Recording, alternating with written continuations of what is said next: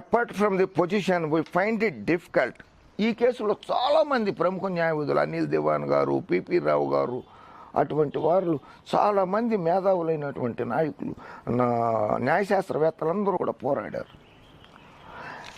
Apart from this position we find it difficult to appreciate how the retirement of an employee in accordance with law or rules regulations regulating his conditions of service cannot amount his removal from service.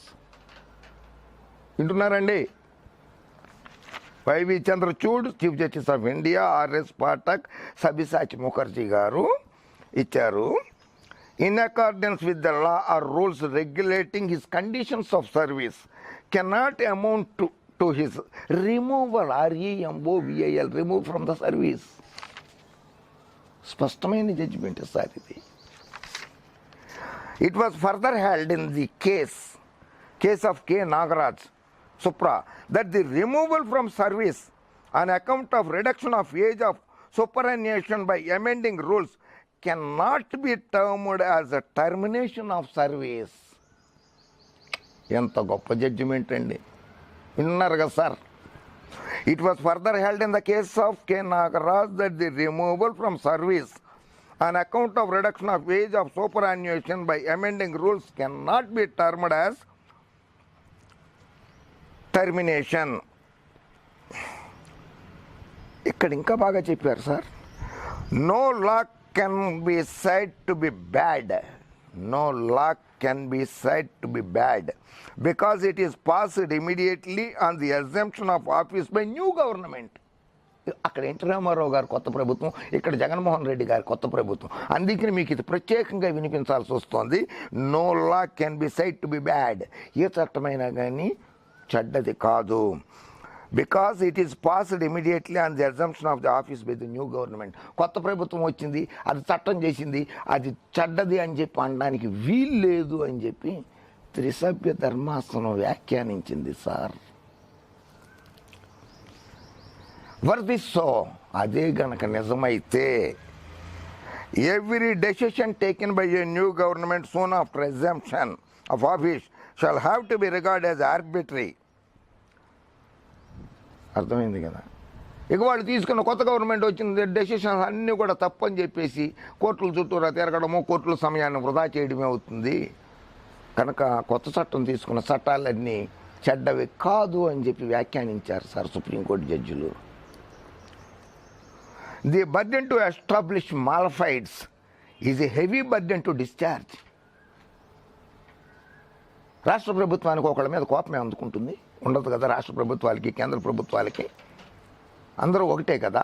అటువంటి వాళ్ళు తీసుకున్న నిర్ణయము ఒక దురుద్దేశంతో తీసుకున్న నిర్ణయం అని చెప్పి కనుక మీరు ఆరోపిస్తే ఆ నిర్ణయం చెడ్డది కాదు అని చెప్పి నిరూపించుకోవటానికి చాలా టైం పడుతుంది, కోర్టు సమయం వృధా అవుతుంది. The burden to establish malified is a heavy burden to discharge. Vague and casual allegations suggesting that a certain act was done with an ulterior move cannot be accepted without proper pleadings and adequate proof, both are which are conspicuously absent. రాతపూర్వకంగా కానీ మరో రకంగా కానీ ఆధారాలు లేకుండా పిచ్చి పిచ్చి ఆరోపణలు చేసి కోర్టుకు వస్తే అది చెల్లదు అని చెప్పి సుప్రీంకోర్టు జడ్జిలు చెప్పారు sir. The ordinance making a power being a legislative power, the argument of mala fide is misconceived. అర్థమైందా సార్? ఓహో బాబు గారు, మీరు ఎంఏ ఎకనామిక్స్ కదా చదువుకుంది, ఎంఏ లా కాదు కదా చదువుకుంది, లా డిగ్రీ చేయలేదు కదా మీరు. మీ పచ్చగొట్టాల వాళ్ళు ఎవడో లా చేయలేదు, గొట్టం పట్టుకుంటమే తెలుసు వాళ్ళకే. పచ్చగొట్టాల వాళ్ళకి గొట్టం పట్టుకుంటాం తెలుసు, లేకపోతే జగన్మోహన్ రెడ్డితో ప్రజలు పేకలో పట్టుకుంటాం తెలుసు. అలా తప్పితే ఇంకేటి తెలియదు. ఇది చూసుకోండి. ఇది the ordinance making a power being a legislative power, the argument of malified is misconceived. The kind of transferred malice is unknown in the field of legislation. ప్రజల్ని తప్పుదారిలో పట్టిద్దామన్న చట్టాలు ఏ ప్రభుత్వము చెయ్యదు అని చెప్పి సుప్రీంకోర్టు చెప్తోంది సార్. ప్రజల్ని ఇబ్బంది పెట్టడానికి చట్టాలు చేస్తే వాళ్ళు మళ్ళీ ఎన్నికల్లో ఓట్లు వేయరు కదా ప్రభుత్వానికి అని చెప్తోంది సార్ సుప్రీంకోర్టు. ప్రభుత్వాలు చేసే చట్టాలన్నీ మంచివే అని చెప్తోంది సార్. గవర్నర్ గారు ఇచ్చే ఆర్డినెన్స్ కూడా మంచివే అని చెప్తోంది సార్. ఎందుకు సార్ ఎలక్షన్ కమిషనర్ గారు జగన్మోహన్ రెడ్డి గారిని ఇబ్బంది పెడతారు? చాలా 4 ఏళ్ళు ఎలగబెట్టారు కదా, మన పని ఏదో అయిపోయింది, చేసుకుని వెళ్ళిపోతే సరిపోతుంది కదా. 61st కాన్స్టిట్యూషనల్ అమెండ్మెంట్ కూడా ఉంది సార్. అందులో కూడా రాసి ఉన్నది సార్, రాజ్యాంగ సవరణ 61వ చేసిన దాంట్లో 326 ఆర్టికల్కి 1988 21 సంవత్సరాల నుంచి 18 సంవత్సరాలకి ఓటు హక్కు కల్పించేశారు. అందులో కూడా ఉంది. తర్వాత 61 అమెండ్మెంట్లో it is well settled that the service rules can be as much amended as they can be made. Service రూల్స్ని తయారు చేయడానికి అంటే నిన్న 5 ఏళ్ళకి ఉంచగలిగినప్పుడు నిన్ను 3 ఏళ్ళకి తగ్గించే అధికారం కూడా ఉంటుంది. It is well settled that the service rules can be as much amended as they can be made. As they can be made. నిన్ను 5 ఏళ్ళు ఉండడానికి చట్టం తయారు చేసినప్పుడు నిన్ను 3 ఏళ్ళకు తగ్గించడానికి చట్టం లేదంటే ఎట్లా సార్ ఎలక్షన్ కమిషనర్ గారు? ఎట్లాగండి బాబు గారు? 14 సంవత్సరాలు ముఖ్యమంత్రి, నేను 40 ఏళ్ళు అప్పడాలు చేసిన నాకు ఎక్స్పీరియన్స్ అంటారు. అప్పడాలు చేయడానికి మీ ఎక్స్పీరియన్స్ గోళీలు ఆడుకుంటానుక. It is well settled that the service rules can be much amended as they can be. చట్టం చేసే అధికారం ఉన్నప్పుడు చట్టాన్ని తొలగించే అధికారానికి కూడా ప్రభుత్వానికి ఉంటుంది. Under the proviso to article 309, రాజ్యాంగంలోని ఆర్టికల్ 309 ఇచ్చినటువంటి అధికారం ఉన్నది జగన్మోహన్ రెడ్డి ప్రభుత్వానికి. And that the power to amend their rules carries with it power to amend them retrospectively. అధికారం ప్రభుత్వానికి ఉన్నది. జగన్మోహన్ రెడ్డి గారు తీసుకున్న నిర్ణయం సరైనదే. ఒక అధికారం మీకు 5 ఏళ్ళు ఉండొచ్చు అని చెప్పి ఆయన అపాయింట్మెంట్ చేసిన అధికారం ఆయనకు ఉన్నప్పుడు 62 ఏళ్ళకే ఉండొచ్చు, లేకపోతే 3 ఏళ్ళకే ఉండొచ్చు అనే అధికారం ఆ ప్రభుత్వానికి లేదనడానికి సాధ్యం కాదని రాజ్యాంగంలోని ఆర్టికల్ 309 చెప్తోంది బాబు గారు.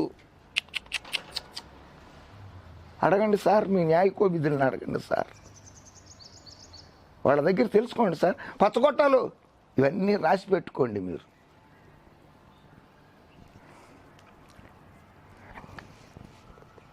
Right to vote is a legal right.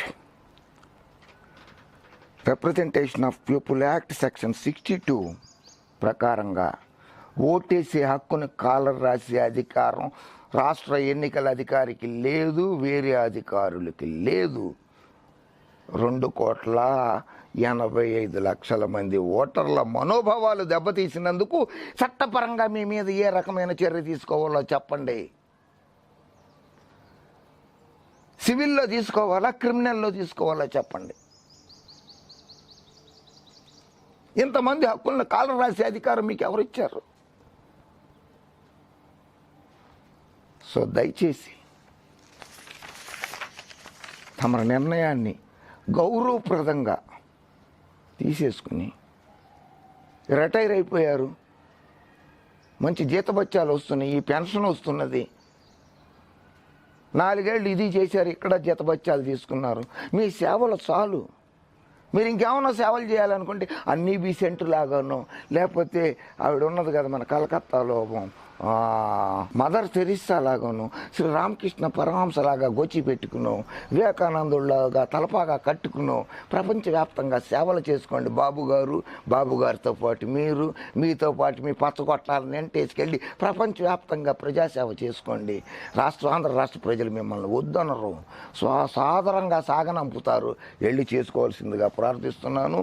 Andhra రాష్ట్ర ప్రజలకు కానీ వైఎస్ జగన్మోహన్ రెడ్డికి కానీ ఆటంకాలు కలగనివ్వకుండా ఆయన సజావుగా ప్రజాసేవ చేయనివ్వండి, పరిపాలించనివ్వండి అని తెలియజేసుకుంటూ, సోమవారం నాడు హైకోర్టు ఏ నిర్ణయం తీసుకుంటుందో, ఏం జరుగుతుందో, వాదనలు ఎలా జరుగుతాయో, ప్రతివాదనలు ఎలా ఉంటాయో తర్వాత చూద్దాము. ప్రజలే నిర్ణయిస్తారు, ప్రజలే దేవుళ్ళు, సమాజమే దేవాలయం కనుక ప్రజలే నిర్ణయిస్తారు. ప్రజలకు అన్నీ తెలుసు కనుక జై హింద్.